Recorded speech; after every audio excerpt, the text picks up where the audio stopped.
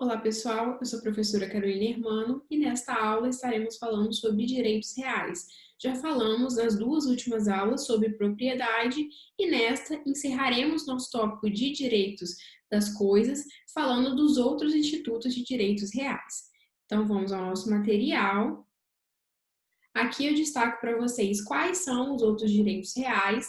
Nós temos os direitos reais de gozo ou fruição, nós temos os direitos reais de garantia. Nos direitos reais de gozo ou fruição, eu vou ter uma divisão entre os atributos que a gente falou lá na propriedade. Lembram? Então, eu tenho usar, gozar, dispor e reaver. Quando eu tenho uma divisão desses atributos, um ou outro atributo é atribuído, né, é dado a outra pessoa, a um terceiro, eu tenho uma situação de direito real de gozo ou fruição, ok? Então, dentre eles, eu vou ter a superfície, a servidão, o usufruto, o uso, a habitação, a concessão de uso especial de moradia, concessão de direito real de uso, e vou ter também a laje, ok? Então, esses são os direitos reais de gozo ou fruição. Nós temos também os direitos reais de garantia, que aí nós teremos o penhor, a hipoteca e a anticrese. Nós veremos todos eles de forma mais ou menos aprofundada, mas eu já adianto para vocês quais são os mais importantes, tá, gente? Para a prova de primeira fase. Os mais importantes são a servidão, tá? E o usufruto. Eu também indico que vocês façam uma leitura atenta ao direito real de laje, porque é uma novidade legislativa, né? E provas geralmente gostam de novidades. Também dê uma atenção aos direitos reais de garantia, faça uma leitura, ok? Porque como há muitas regras, a gente não consegue aqui abranger todas as regras relativas a eles. Então, faça uma leitura da lei seca sobre os direitos reais de garantia para vocês poderem, principalmente penhor e hipoteca, para vocês poderem ficarem por dentro, né, do regramento desses direitos, ok? Então, vamos iniciar aqui. Nós estaremos falando primeiro da superfície, tá, gente? Então, no 1369, vai dizer assim: o proprietário pode conceder a outrem, então, um proprietário de um terreno pode conceder a outra pessoa o direito de construir ou de plantar em seu terreno, por tempo determinado mediante escritura pública devidamente registrado no cartório de registro de imóveis. Então, gente, eu tenho um terreno, eu posso ceder, tá, para outra pessoa o direito de plantar ou construir naquele terreno. E aí eu posso cobrar por isso, por exemplo, ok? Então, nós temos aí a superfície, tá? Então, essa pessoa que eu ceder o direito de construir ou de plantar vai ser o superficiário, ok? É possível hipotecar direito de superfície? Eu posso dar em garantia o meu direito de superfície em determinado terreno? Posso, sim, ok? E é possível adquirir por uso capião o direito à superfície? Também é possível, apesar de difícil, né? A gente não vê muito na prática, mas é possível. Inclusive, o enunciado 249 vai dizer assim: a propriedade superficiária pode ser autonomamente objeto de direitos reais de gozo e garantia, cujo prazo não exceda a duração da concessão da superfície, ok? Então, esse é o direito de superfície. Ele é importante, mas não tão importante quanto a servidão e usufruto, que daremos maior enfoque, ok? A servidão, gente, é uma situação que você vai ter um prédio dominante e um prédio serviente, ok? O artigo 1378 vai dizer assim: a servidão proporciona utilidade para o prédio dominante e grava o prédio serviente, que pertence a diverso dono e constitui-se mediante a declaração expressa dos proprietários ou por testamento e subsequente registro no cartório de registro de imóveis. Então, gente, um exemplo de servidão é a de passagem, tá? Então, vamos supor assim, eu tenho um terreno, que nesse terreno é possível chegar à rua, ok?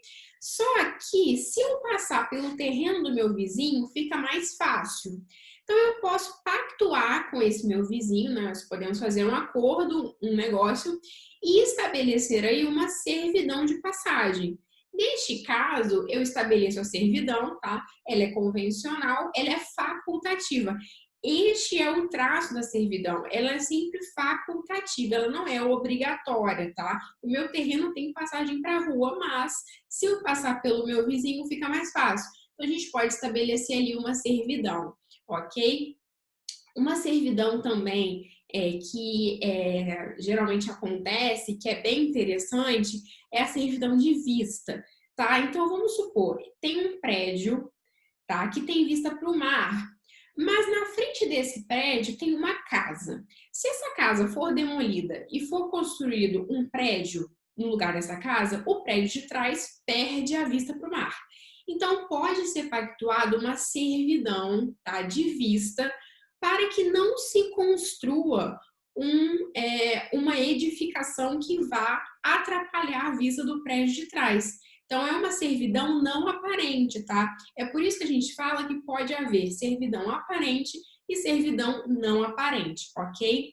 Então, gente, na servidão, um prédio, uma construção vai proporcionar uma utilidade a outra construção, ok? Atenção, a servidão não se presume, então sempre vai ter um instrumento instituindo a servidão. E servidão, gente, é diferente de passagem forçada. Se atentem a isso. Quando eu falo de passagem forçada, eu estou falando de um instituto de direito de vizinhança, ok? Na passagem forçada, acontece a seguinte situação. Eu tenho um imóvel, ok? Eu tenho um terreno, digamos assim, e esse terreno não tem passagem para a rua, ok? Eu preciso passar por algum outro terreno para conseguir chegar na rua ou conseguir ter acesso à água, por exemplo. Neste caso, a passagem é obrigatória, até mesmo pela função social da propriedade. Tá? Então, assim, é diferente da servidão. A servidão ela é facultativa, ela é um direito real de gozo ou fruição e ela é facultativa. Quando eu estou falando de passagem forçada, você vai ter uma indenização obrigatória, ok? Já na servidão, não. Na servidão, eu posso ou não ter indenização. Ela pode ser ou não gratuita ou onerosa, entendem? Na passagem forçada, então, eu tenho um imóvel sem saída, não há outras opções. Enquanto na servidão, eu tenho opções, mas fica mais fácil ou por outro motivo que se estabeleça a servidão. Então é isso, tá, gente? Em termos processuais, na passagem forçada, eu vou ter a ação de passagem forçada e na servidão eu vou ter a ação confessória, ok? Seguindo aí, gente, também vou destacar para vocês que se vocês lerem o regramento da servidão no Código Civil, vocês vão perceber que ela é regida pelo princípio de menor onerosidade ao imóvel serviente. Então, gente, eu tenho que trazer menor onerosidade, impacto possível para o imóvel que está servindo o imóvel dominante, ok? Isso vocês vão notar da leitura dos artigos. E é isso, gente, a servidão, os aspectos principais são esses. Agora, sobre o usufruto, tá, gente? No usufruto, eu vou ter uma divisão igualitária das faculdades jurídicas lá da propriedade. Porque, de um lado, eu vou ter o proprietário, que é chamado de nuproprietário, e de outro, eu vou ter o usufrutuário. O usufrutuário, ele vai poder usar e gozar da coisa. Então, se ele pode usar, ele pode se utilizar da coisa e pode gozar, ou seja, retirar frutos da coisa. Enquanto o proprietário, ele tem o poder de reaver, né, e dispor do bem. Então, com isso, eu tenho algumas perguntas. Então, é o seguinte, o nuproprietário, né, o proprietário lá, ele pode locar o imóvel? Não, gente, ele não pode locar o imóvel, porque ele não tem o gozo, né? Ele não pode gozar, porque quem está gozando da coisa é o usufrutuário. Então, o nuproprietário não pode locar o imóvel, ok? O nuproprietário pode usar a coisa? Também não, porque ele não tem a faculdade de uso. Quem tem a faculdade de uso é o usufrutuário, ok? O usufrutuário pode vender o bem? Não, Porque quem pode dispor do bem é o nu proprietário. É aquela divisão que eu falei para vocês. Quem pode ingressar com a ação reivindicatória da coisa em usufruto, ou seja, com a ação petitória que envolva a propriedade? O nu proprietário, né? E quem pode ingressar com a ação possessória relativa ao bem? Ambos, tá? O nu proprietário e o usufrutuário, ambos podem ingressar com a ação possessória, porque os dois têm posse. Um tem posse direta e o outro tem posse indireta. Então, se atentem a isso, ok, gente? Então, vamos lá ao Código Civil, artigo 1390. O usufruto pode recair em um ou mais bens, móveis ou imóveis, atenção a isso, em um patrimônio inteiro ou parte deste, abrangendo-lhe no todo ou em parte os frutos e utilidades. Artigo 1391. O usufruto de imóveis, quando não resulte de uso capião, constituir-se-á mediante registro no cartório de registro de imóveis. Então, gente, aqui vai falar da origem do usufruto. O usufruto, gente, ele pode ter origem em convenção, ou seja, num contrato, num negócio, até no testamento, ou pode ter origem também em uso capião, tá? É o que esse artigo vai deixar claro. E o artigo 1394 vai dizer assim: o usufrutuário tem direito à posse, uso, administração e percepção dos frutos, é o que a gente tem dito aqui. Tá, gente? Uma coisa aí que nós temos que prestar atenção é sobre o usufruto temporário, tá? Que é usufruto a termo. São duas nomenclaturas para a mesma coisa, o usufruto temporário e o usufruto vitalício, tá? O artigo 1410, ele vai falar assim: o usufruto extingue-se cancelando-se o registro no cartório de registro de imóveis. 1. Pela renúncia ou morte do usufrutuário. Gente, o usufruto, ele é personalíssimo. Então, se o usufrutuário morre, o usufruto está extinto, ok? 3, eu pulei aqui porque são mais importantes. Pela extinção da pessoa jurídica em favor de quem o usufruto foi constituído, ou se ela perdurar pelo decurso de 30 anos da data em que se começou a exercer. Então, gente, o que esse artigo quer dizer? Que se o usufrutuário for uma pessoa jurídica, o usufruto ele não pode ser para sempre. Ele vai ter uma duração máxima de 30 anos, ok? Mas se ele for estipulado em favor de pessoa natural, sem uma previsão de prazo, ele pode ser vitalício, tá, gente? Com uma pessoa natural. E ele vai acabar quando esse usufrutuário falecer, entende? Então, tem uma diferença. Se for estabelecido em favor de pessoa jurídica, ele vai durar até 30 anos. Se for em favor de pessoa natural sem prazo, vai durar até quando a pessoa falecer. Mas atenção, gente, olha isso. Quando eu falo de morte do nu proprietário, o usufruto não acaba, tá? Aqui eu tô falando de morte do usufrutuário. A morte do nu proprietário não é uma causa de extinção do usufruto. Ela vai se transmitir aos herdeiros, essa nu propriedade, ok? Então, atenção em relação a isso. Não se pode transferir o usufruto por alienação. Eu não posso vender o meu direito como usufrutuária, mas o seu exercício pode ceder-se por título gratuito e oneroso, mas eu posso ceder a minha condição de usufrutuária, mas eu não posso vender. Então, eu tenho uma intransmissibilidade do usufruto, tá? Mas eu tenho uma possibilidade de cessão do exercício. Então, eu posso, por exemplo, locar aquele imóvel em que eu sou usufrutuária ou dar incomodato, ok? E outra coisa, atenção, gente, tem julgado do STJ, ok? Se é inalienável, o usufruto é impenhorável, ok, gente? Mas, atenção, ele é impenhorável, mas se admite a penhora dos frutos que decorrem da coisa. Então, sobre os frutos que decorrem daquele usufruto, eu posso penhorar, ok? Então, atenção nisso, são dois julgados importantes aí.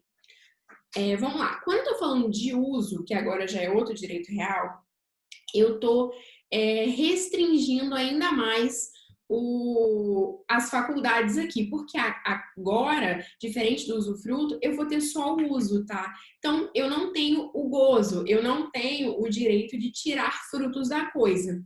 No usufruto, eu só vou tirar os frutos que sejam realmente necessários. Então, olha o artigo 1412. O usuário usará da coisa e perceberá os seus frutos, quanto o exigirem as necessidades suas e de sua família. Então, eu só vou tirar os frutos que sejam necessários para a utilidade, ok? E, gente, sobre a habitação é outro direito real. Ele vai ser mais restrito, porque é apenas uma parte do atributo de uso, tá? Eu só vou ceder o direito de moradia, tá? Então, ele sempre vai ser em caráter gratuito e personalíssimo, tá? E o artigo 1414 vai falar assim: quanto o uso consistir no direito de habitar gratuitamente casa alheia, o titular desse direito não a pode alugar nem emprestar, mas simplesmente ocupá-la com sua família, ok?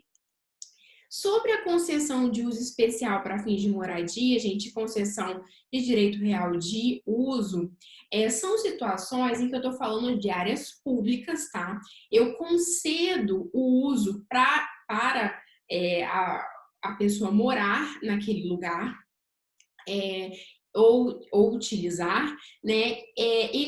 Esses institutos são geralmente utilizados para a regularização de áreas favelizadas, tá? De comunidades e para regularização fundiária. Nós não entraremos, tá? Mas eu só quero aqui, enfim, esclarecer, né? Qual é o intuito desse instituto? E ele é geralmente utilizado neste âmbito, ou seja, de áreas invadidas e urbanizadas por favelas, ok? Seguindo aí, gente, nós temos a laje como uma inovação legislativa, tá? Esse regramento do direito real de laje, ela veio também no intuito de regularizar áreas favelizadas, as comunidades, e tem todo uma estrutura, tá? Tem vários artigos do Código Civil. O artigo 1510-A vai falar o seguinte: o proprietário de uma construção base poderá ceder a superfície superior ou inferior de sua construção, a fim de que o titular da laje mantenha unidade distinta daquela originalmente construída sobre o solo. Ou seja, gente, quando tem uma construção base, o proprietário dessa construção base pode ceder a superfície, tá? A laje mesmo, propriamente dita, e pode ceder também como se fosse o porão, ok? O direito real de laje contempla o espaço aéreo ou o subsolo de terrenos públicos ou privados. Tá bom, gente? Então, seguindo aqui, nós temos algumas regras sobre o direito real de laje que também são muito didáticas, porque é uma legislação nova. Então, assim, a leitura vai esclarecer todas as dúvidas de vocês em relação às regras do Instituto. Então, eu deixo aqui os artigos importantes, ok? Para que vocês façam uma leitura atenta. E eu também vou destacar que no direito real de laje, você tem uma preferência, tá? Então, quando eu for alienar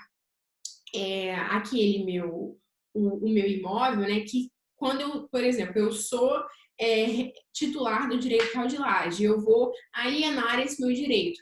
As outras pessoas que estão ali, pode ser que uma pessoa tenha uma laje acima da minha, ou o dono da construção base, eles têm um direito de preferência, tá? Em relação a essa alienação. Então, o Código Civil também é expresso nesse sentido.